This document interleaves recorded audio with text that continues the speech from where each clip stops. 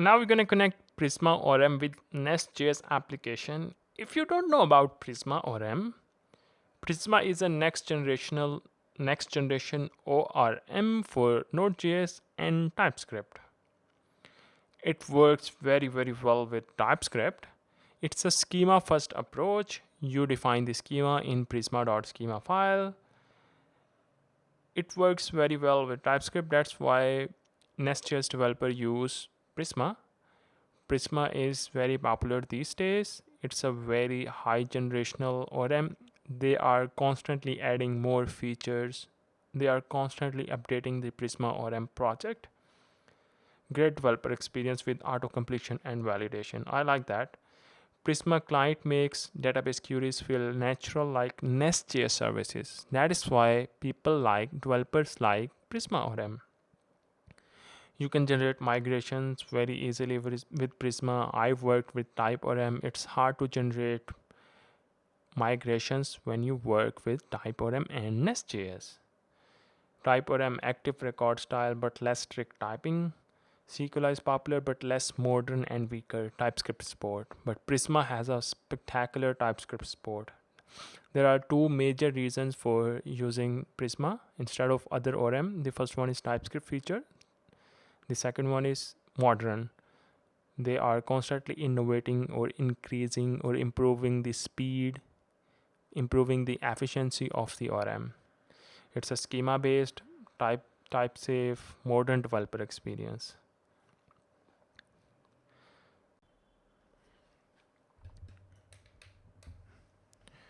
We have already installed Postgres using Docker. Now we're gonna set up the Prisma ORM in our NestJS application.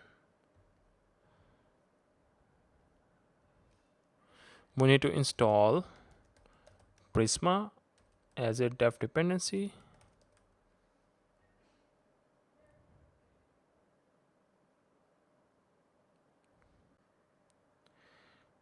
Prisma dependency has installed. Now we need to install Prisma client.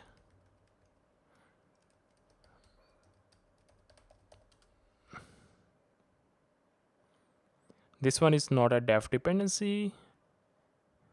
This Prisma client will provide CRUD operations to interact with Postgres database,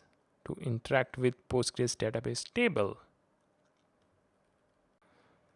Let's initialize the Prisma. I'm going to execute this command, npx prisma init.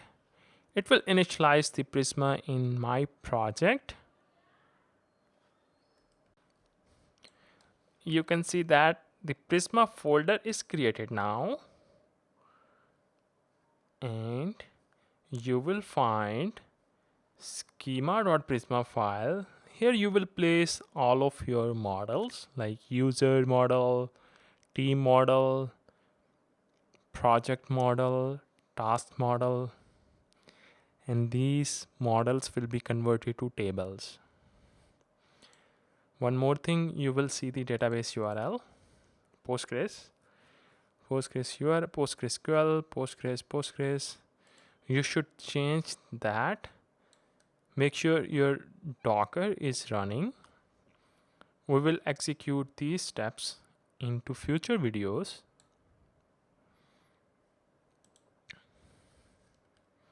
Now I have to start the Postgres server by using the Docker.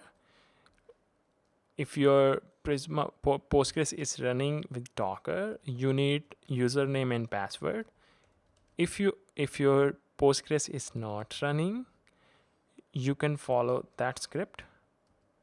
Docker run, this is the name of the container, nest-postgres, and I need to add username -e postgres _user should be Postgres, and I need to set the password. These are all the environment variables. Postgres password. I'm gonna set the Postgres, And we also need to set the DB, Postgres DB. What DB do we want to use? I want to use project p dash management DB. And let's set the port. By default, Postgres runs on this port. I'm gonna map that 5432 5432, and I wanna run the in a background -t for the background, and this one is my Postgres version 17.6. I can double check that from my image. Postgres image we installed in the previous video, 17.6. The container name is already in the container, so what I can do, I can remove that. I don't need to remove image, I need to remove the container. Let's do that. Now this container is running now, so I can use the exact username and the password to connect with Postgres.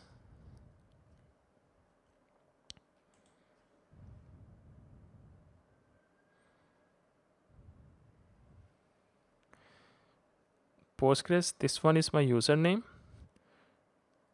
This is the connection string format. Here is our password.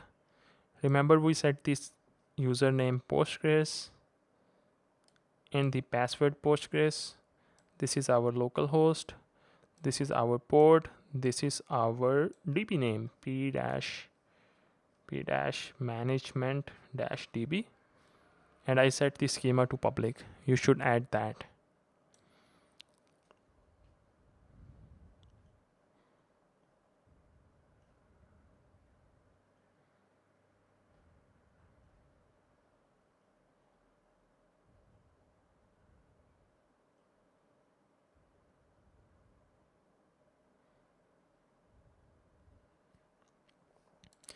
If I run npx prisma generate, let's double check that.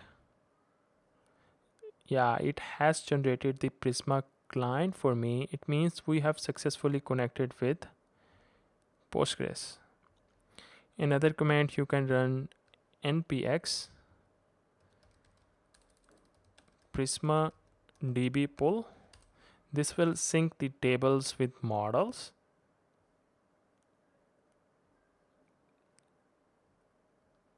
Because I don't have any model, this intercepted database does not exist. I'll fix that, but we don't have any model yet.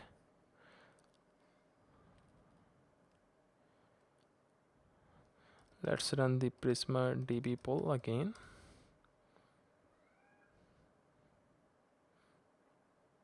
Yeah, we need to manually create the database.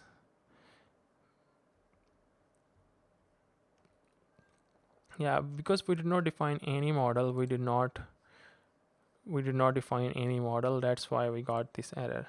Let's double check that issue. The introspected database does not exist. We were using this one p-management-db.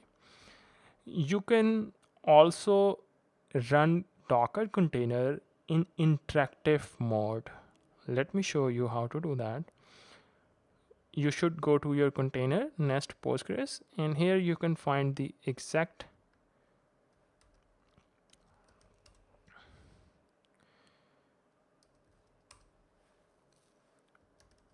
so you will see this one.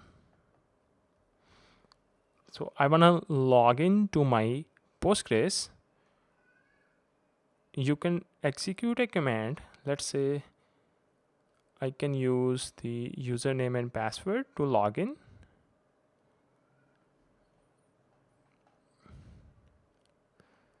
psql-u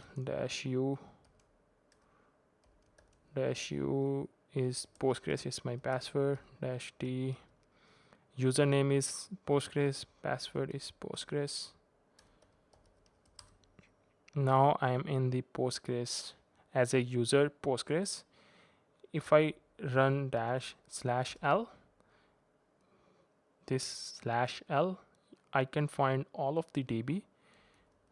Did you notice that I made the typo mistake? Management, the spelling is not correct.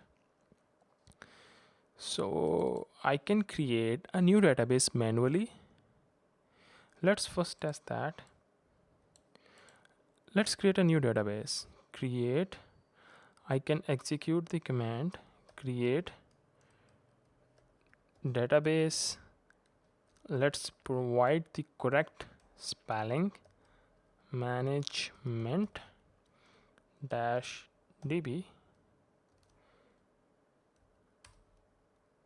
Let's check all of the database. Now this database exists. What I can do, if I run Prisma DB pull,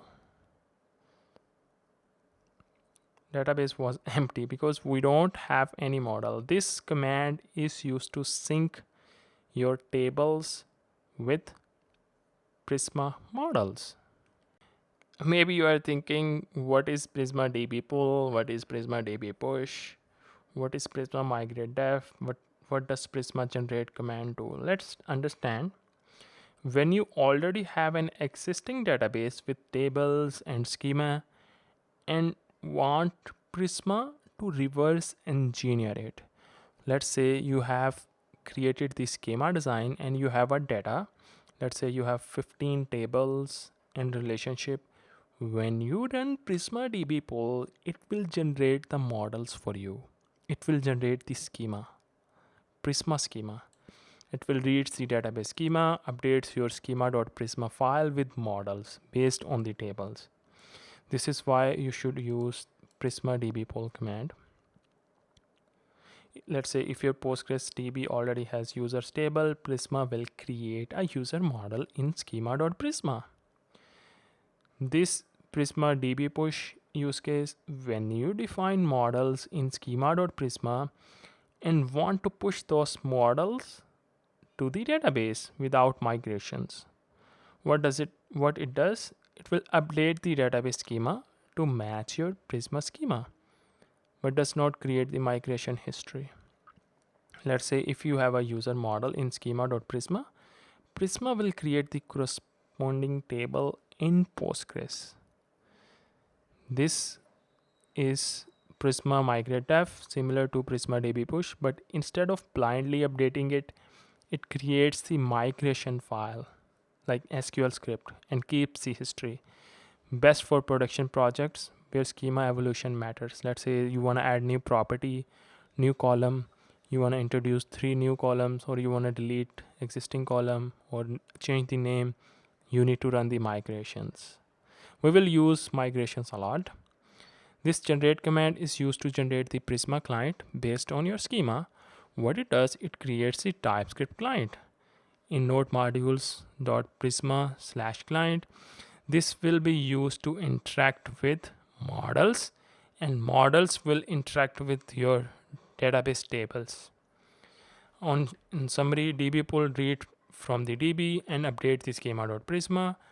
This DB push write the schema.prisma and updates to the DB. This migrate dev write schema.prisma and update DB with migrations. Generate is used to create Prisma client to use in the code. We don't have any model yet, so we will test our functionalities. npx prisma generate. This command will generate the Prisma client. This is the Prisma client generated. If you look at /prisma, and here you will see your client.prisma client, this one.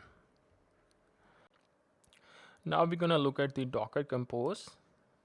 Instead of starting Docker container manually with this command, docker run Postgres container, what if we have 4 to 5 containers? I have to open another terminal and start the Docker container. That would be the most tedious task.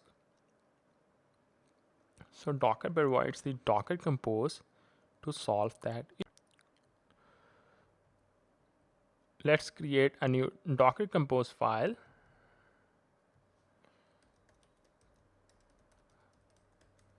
You can place all of your services, like Postgres is a service. If you want to use Redis, you can also place that in the Docker Compose.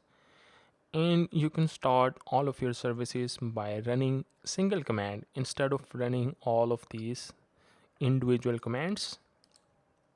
Let's create the Docker Compose. You can choose any version. Here you will define your services. I have a DB. I want to use the Postgres. Let's create a new Postgres service. The image we are using 17.6. This is the image. This is the container name. I'm gonna give the different container name. Otherwise it's gonna give me the error. You have already created the container with that name. Nest Postgres, I use that container name. Let's provide the Postgres username. I'm gonna use the Postgres. For the password, I'm also going to use the Postgres. What about the DB? I'm gonna copy the exact DB name and I'm gonna paste it here. This is the default port, and I'm also going to use the volume. We also need to add or create a new volume here.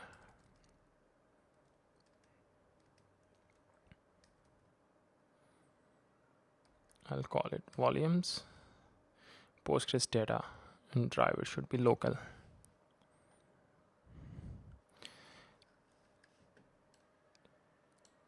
This specifies the Docker Compose file format version. 3.9 is one of the latest and the most feature-rich version.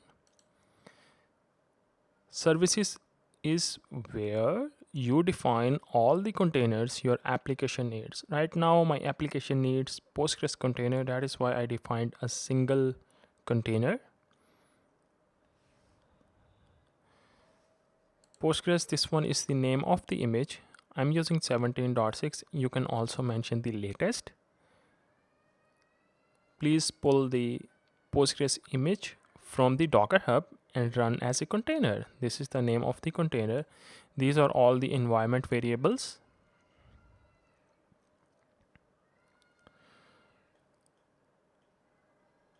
I can also set the restart policy to always. It will restart always.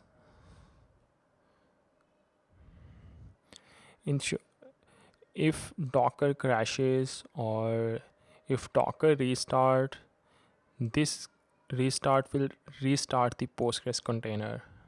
It is useful in development and production, so your DB is always running. If something went wrong, if error comes, if your DB is crashed, this Docker will restart your Postgres.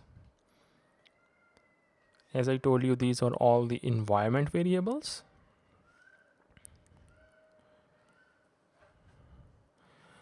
This is our host machine. This is the container. This is our host machine port. This is the container port. We are mapping our host port to Docker container port. By default, Postgres use 5432 port. This lets you connect to the database from outside the Docker. What does the volume do? Volumes tell Docker where to store persistent data. Remember, like when we will save the records in the user, the data will be stored in somewhere. In Docker container will have this directory and save the record there. Varley, PostgreSQL, and the data. Here it will store all the tables related data. This is where the Postgres stores its data files inside the container. This is the name of the container. Postgres data is the name of the container. I created that here. If you will not add the volume, when you run Docker Compose down, when you stop all of your services, Postgres data will be erased. Your data will be deleted. Let's say if I shut down the Docker Compose and I have restarted that, my data will be located in this directory. That is the major benefit of volumes.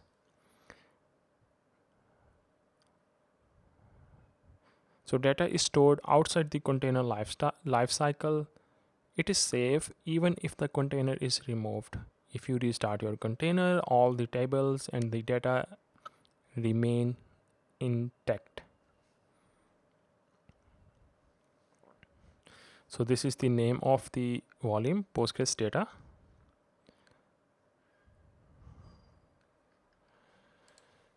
If I do Docker Compose up to start my container, to start my all services,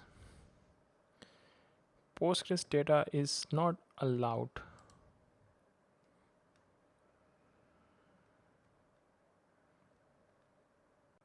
Now I have run Docker Compose up. Actually, I changed the indentation of the volumes services, and here you will have the volumes. Do not add space, otherwise it will not work. So when you run the Docker Compose up, it's gonna pull the Postgres image for me. It has created the project management API Postgres data. This one volume is created with this one Postgres data volume. This is our network and project management API default. This is our Postgres container. You can also double check that from the Docker Compose Docker. Let me open that. Go to the container, you will find that project management. Inside the project management API, the Postgres container is running now.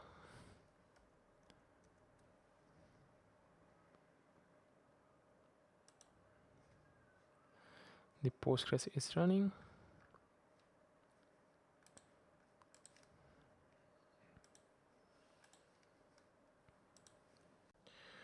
We want to store username, user email in the database.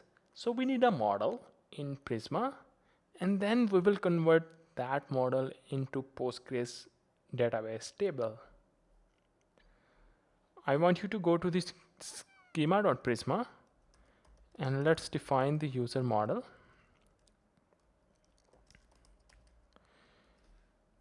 I don't want the post. I want email, name, and password. Name is an optional field. Email and password are required. I also need to add the role. A user, we are building the project management type application. So that is why I'm gonna add the role. Role should be admin, manager. We will have manager, and member. So I can add the role. Default should be member. So we created the model. Now I want to do this one. UUID means it's a unique ID. It should be UUID, not CUID. So it's a unique ID.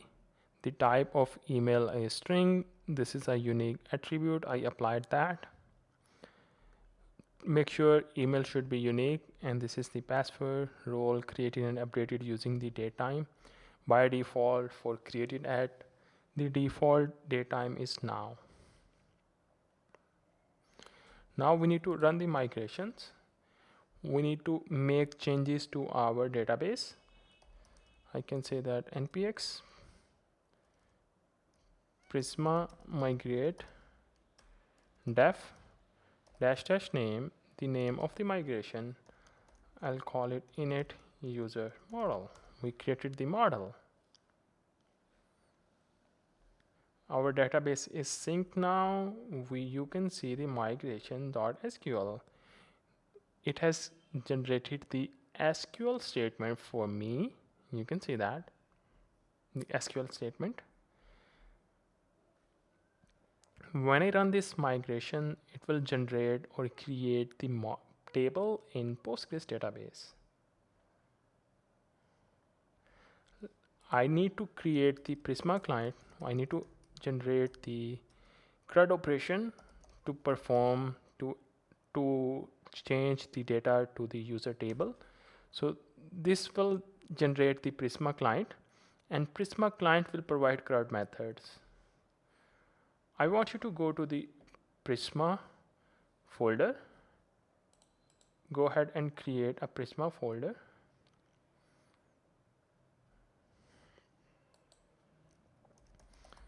Prisma. Here I would like to generate a service. Open in integrated terminal, NestJS service. I'll call it Prisma. So you will find the Prisma service. I don't need spec file. I'm gonna delete that. So Prisma service has created. I wanna extend that service from Prisma client, and it should implement on init, on module init, on module destroy.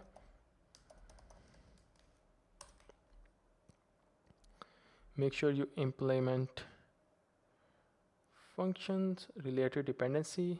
It should be Prisma client. On module init, I need to import it. I already imported that, but we need to override some of the methods. This one is used for Prisma service on module init, and we also need on module destroy. This dot disconnect and await this dot connect.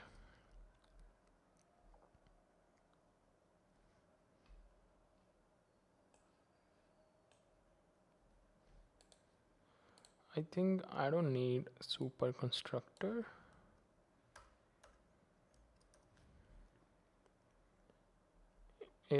Make sure you add the comma here.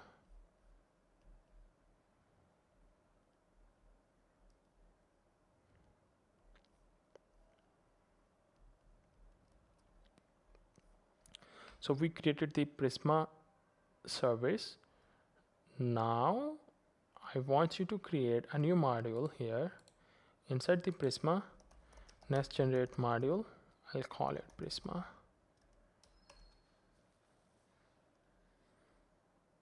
You will see the Prisma module. We need to import the Prisma service. Actually, we need to export that so other modules can use the Prisma service. Prisma service.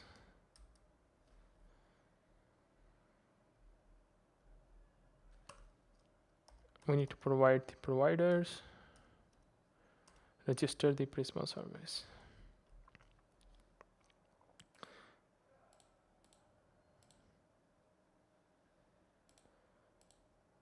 We have a Prisma. Inside the Prisma, we have, I think I should place it here.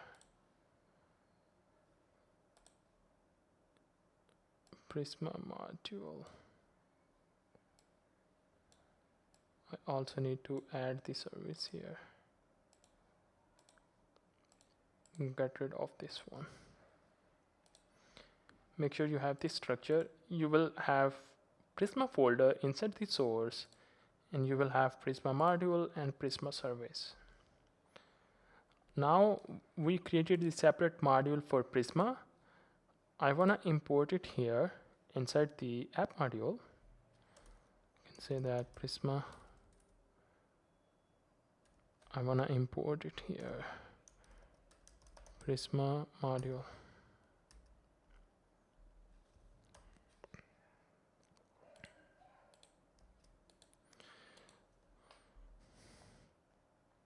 So you can verify that by running this command. Let me show you Prisma Studio.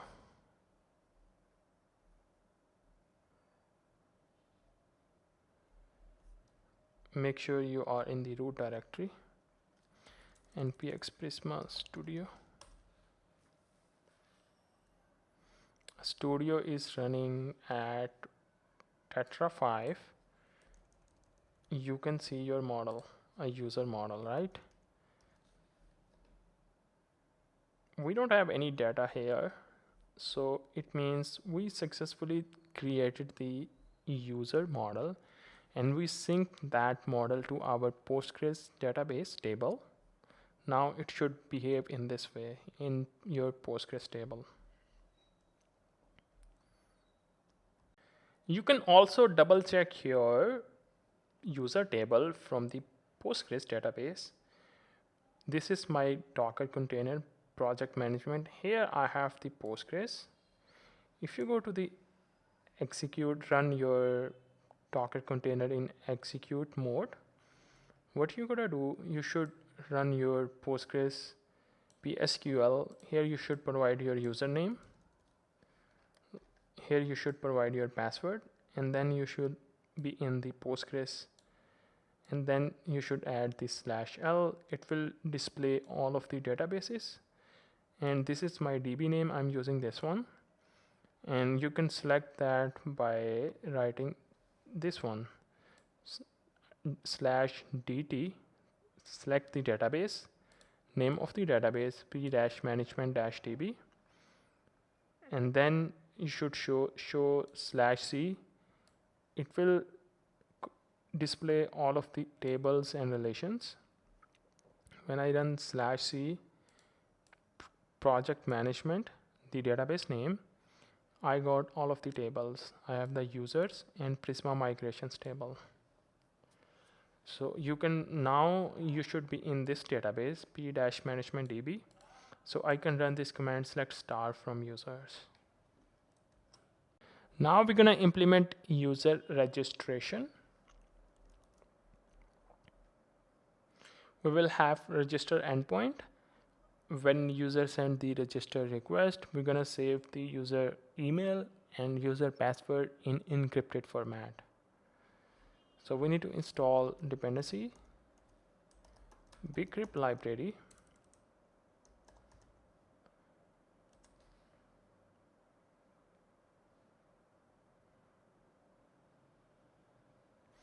We also need to install the typing of bcrypt.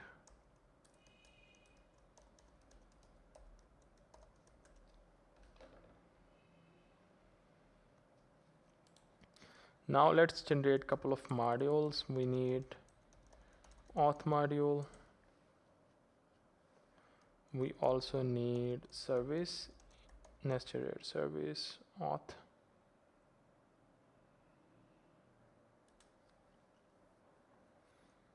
We also need controller auth.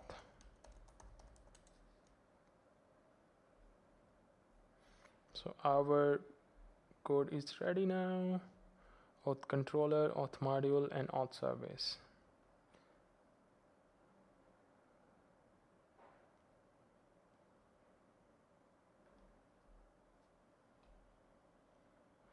Now we need register DTO. It's a data transfer object. Go ahead and create a new folder inside the auth DTO. register.dto.ts.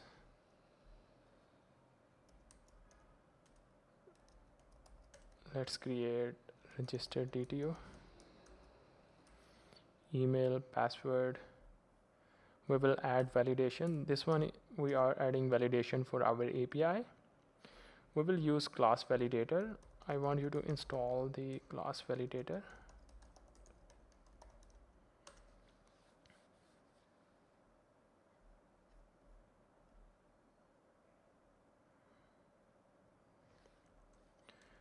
Now I can add validation. This should be is email from class validator. This one, it should be is not empty. Is not empty. Password, you can also add the minimum length of the password. I can set the 6. Name is not empty, or you can add the name is allow null label. Let's keep that is not empty. So we added the validation for our request payload. Now we need to define that method in the AuthService. I'll use it constructor. Let's import Prisma service. I told you Prisma service is responsible to perform CRUD operation with our database. I'll use it Prisma service. Let's create the method register.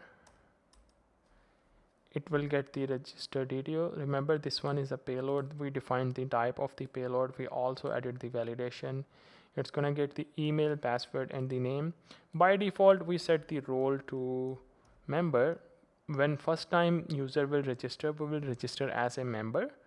Then admin will assign the ownership. If you look at the schema.prisma, here you can set the role. We set the default value.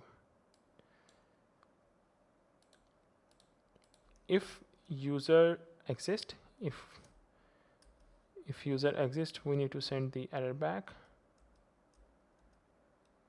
User already exists. We can use the find unique method, and here you can use the where clause. And if user does not exist, then we need to hash the password. I say that hash password using logic. Let's use pcrypt package. We have gotta use the pcrypt package. Hash password. We should use the bcrypt dot hash, or I can use the await expression. We did not import the bcrypt. Let's import the bcrypt.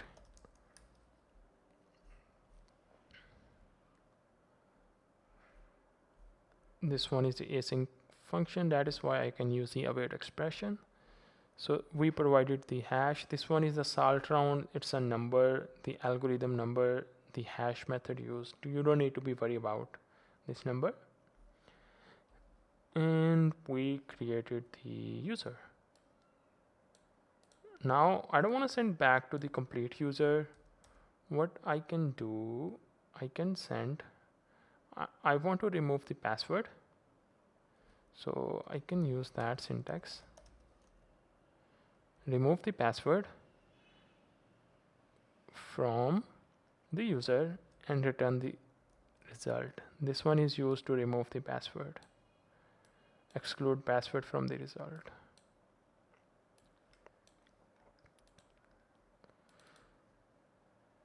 Make sure you use the hash password here. It should be password and hash password.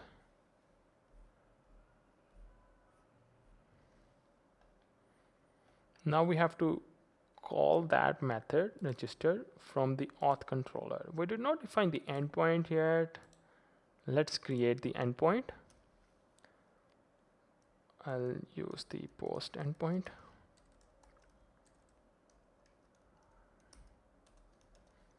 Register will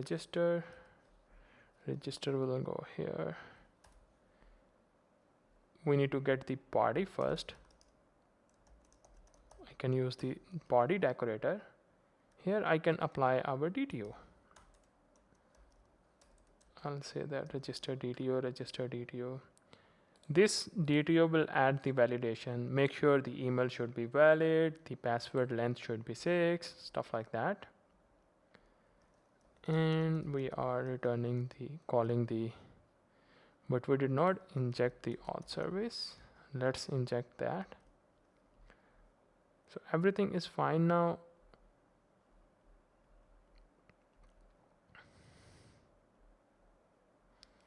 If you look at the register, I think I did not import AuthService.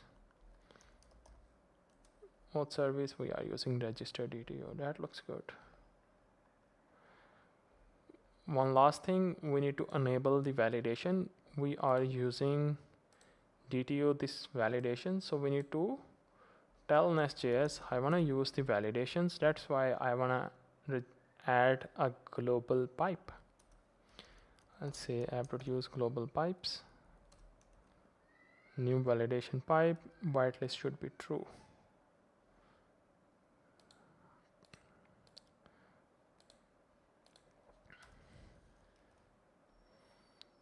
Let's import the validation pipe.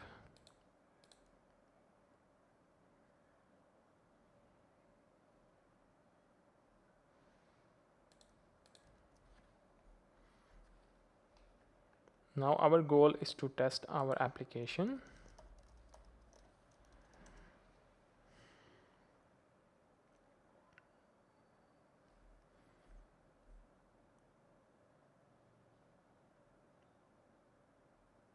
Prisma client, please run Prisma generate to import it again. Let's run that.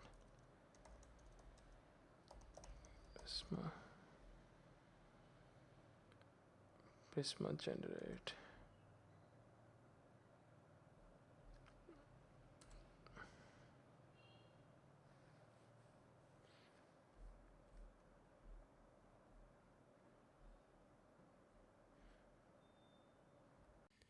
We have to fix that issue. Prisma client did not initialize. I ran Prisma generate, but still getting the issue. I found that I have to fix the issue here. Remove that. I don't need that. Now I need to remove Prisma client, generated Prisma client, and we have to generate the Prisma client again. npx Prisma generate. It has generated the Prisma client. Now I should run my project.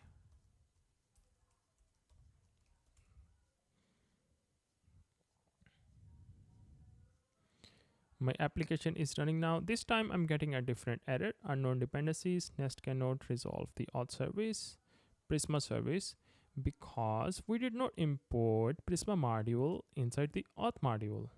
So I should import Prisma module here. I'll call it Prisma module. Make sure you add the comma. Now class transformer, I did not install that package. This package works with class validation, so we should install this class transformer. Let's run the project. Now what is issue? Already running project on port 3000. I should stop that project. Where is the,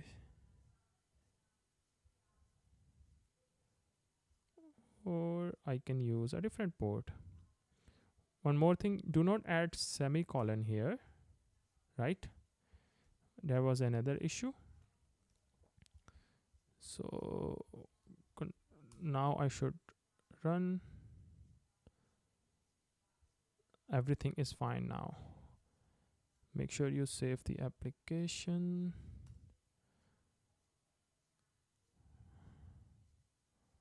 Still getting the issue. What is this? Environment variable not found. Database URL. Oh, I made the mistake.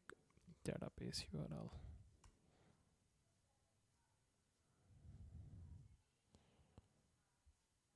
Everything is fine now. So I can use Postman to make the API request.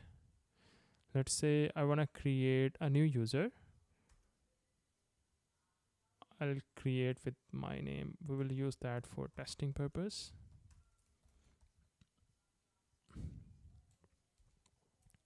Say header at gmail.com. Let's set the password is to 123456. Here I got the by default the role is member. We set that role. If I provide the invalid email, email must be valid email. If I set the password minimum length is set to 5, it should give me the error. This user is already created. Let's try to create again. Internal server error. User already exists, or you can run a specific message on for bad request error, bad request exception. Yes, user already exists with this email. Instead of returning internal server error, it's going to return user already exists with this email. So we fixed that issue. Next, we're going to move forward with login. In the last video, we have implemented the sign up feature, but we did not log in to the user. We don't have login feature. Let's build the login feature. I'm going to use Passport.js module. First of all, we need to install passport related dependency.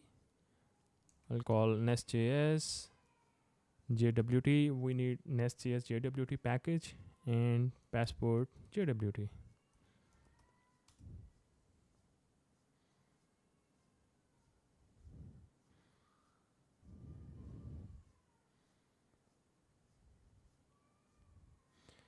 I also need to install the typing of Passport JWT.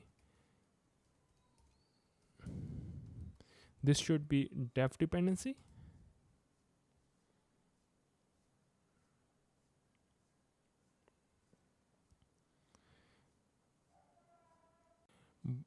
Both packages have installed. We need to create JWT module in AuthModule.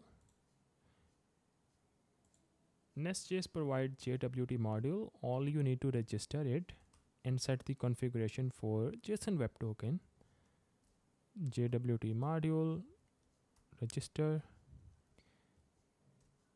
Here you can provide your secret, process.env.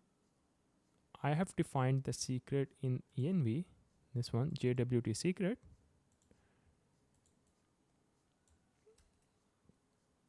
I can also add more options like sign option. I want to expire after 1 hour.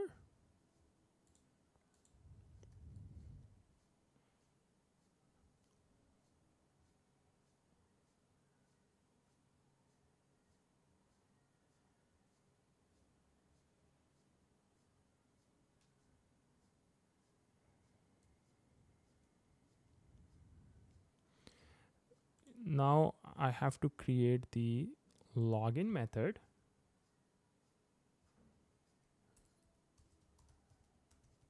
Login. It's gonna take the user. We will have login user DTO.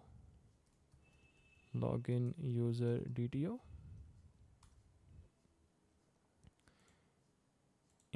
Similarly, just like we did register DTO, I will create login.dto.ts.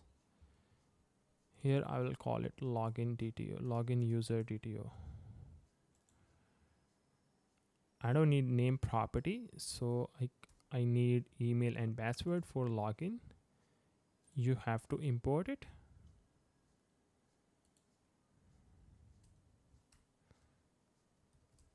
Let's get the payload.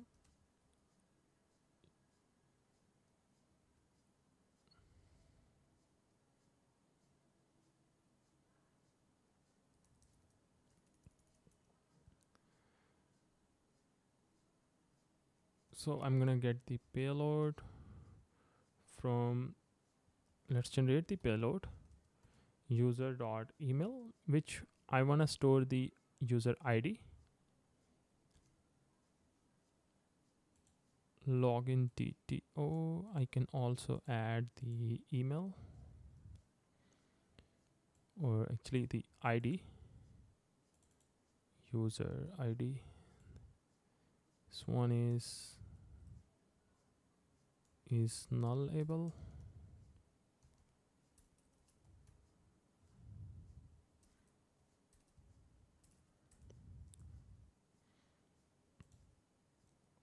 Now I can use the ID. User email. I also want to store the role in the payload, actually in JSON Web Token. So user.role. We need to create a specific type here inside the auth, or you can define the type here, like ID is string, email, and the role.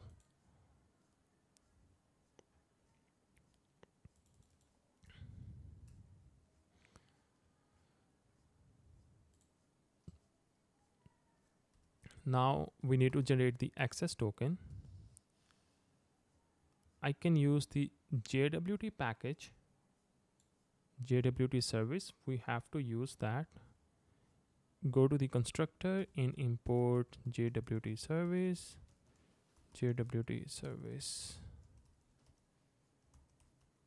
Yes, you gotta use this one. NestJS provides the JWT service. So you can use the sign method to generate the access token. I can say that this.jwtservice.sign, and I'm gonna provide my payload. You can also set the access token.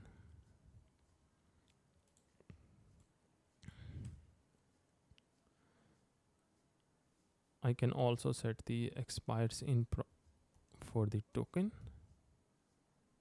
Expires in 1 hour. I can also send the refresh token. Refresh token will be expired after 7 days. And we need to return the token, access token, and refresh token.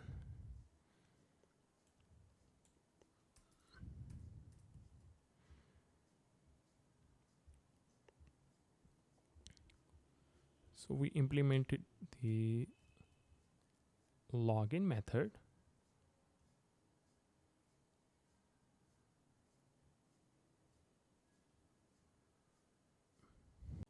I'm also going to create another method, validate user. We will use that method in the auth controller. We will validate the user based on email. If user does not exist, we can return the unauthorized exception, invalid email or password. Make sure you import it. Throw new. If password is not valid, I can say that let's throw the exception, invalid email or password. And finally, we need to return the user back. I have excluded the password, so I'm returning the user email, name, and role. Let's define a new endpoint. Just like register, we're gonna define login route. It should have the login user DTO. We have created the DTO. So unauthorized exception.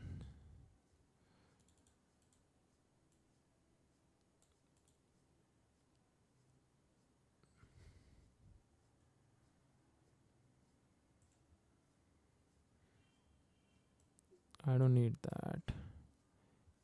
If not user, invalid email or password.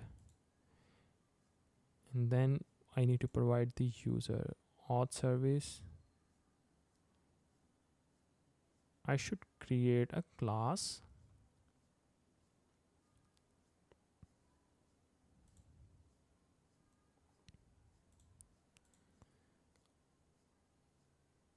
Let's fix that issue.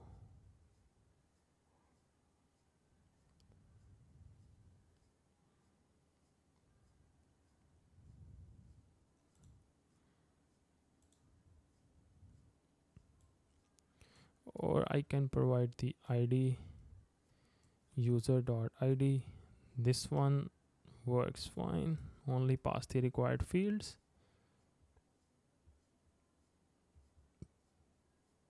ID should be user.id.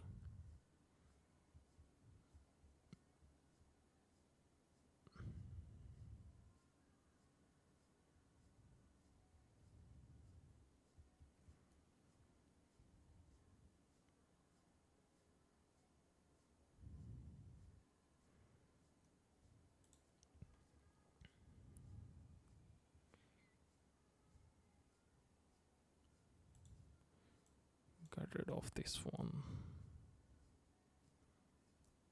Now it looks good. If user instance of unauthorized, throw the exception back. Otherwise, continue with this one.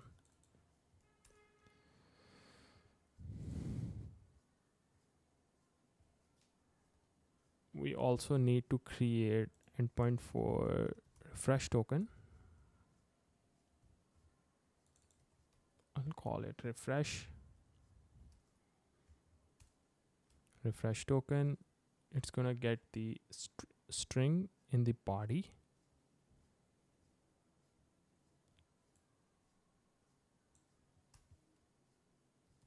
I will have verify token payload this dot user service. We did not create the verify token in the auth service.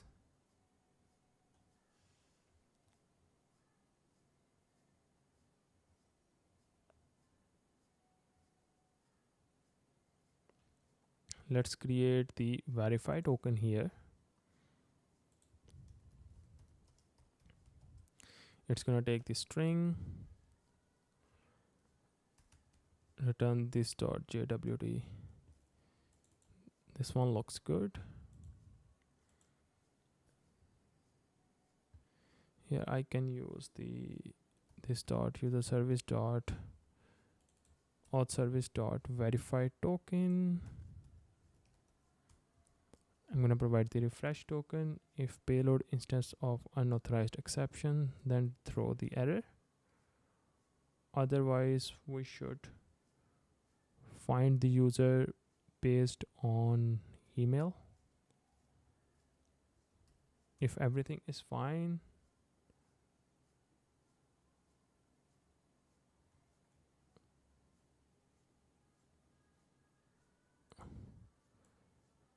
actually we should call the find user by ID.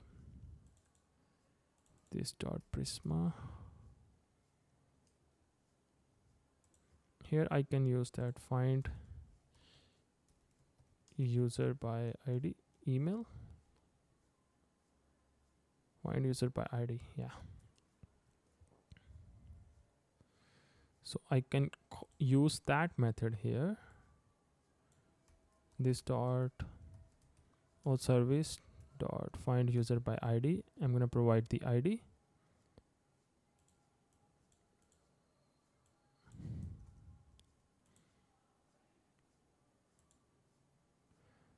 If everything is good, then we should this dot AuthService dot login method.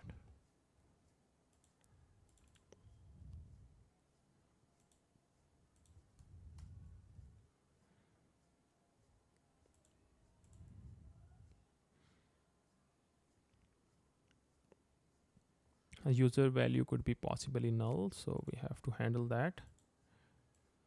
If there is a no user, we should return the error user does not found. If we got the exception, we should throw the exception.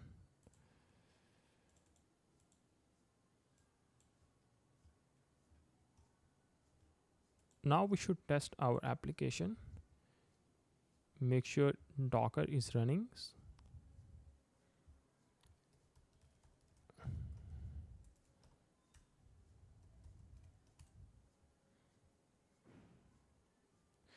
We basically use refresh token to get a new login token. Now I'm gonna log in. I have already created an account with these credentials. I don't need to provide name for the login. So we got access token and refresh token.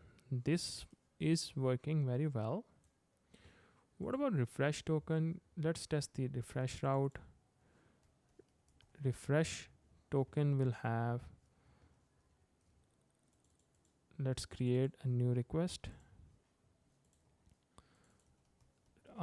I'll send the post request, sending the body. Let's provide the refresh token. We should copy that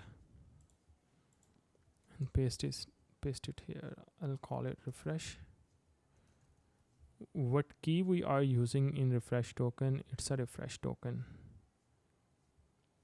So when token will be expired, a user can use the refresh token to generate a new access token. Spectacular. You can see that I got the access token based on refresh token. So you have learned how to implement JSON Web Token authentication and refresh token